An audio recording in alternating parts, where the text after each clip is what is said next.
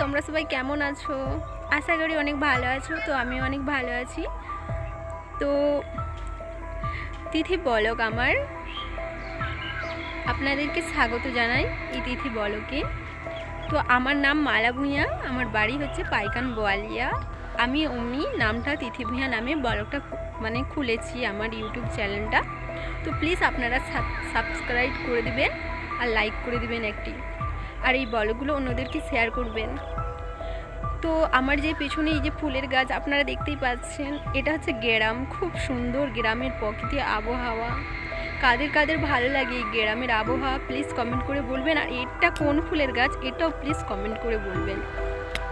তো চলুন আবার আসবো নিউ ব্লগ নিয়ে। ততক্ষণ আপনারা সুরক্ষিত থাকবেন, ভালো থাকবেন। Bye, tata.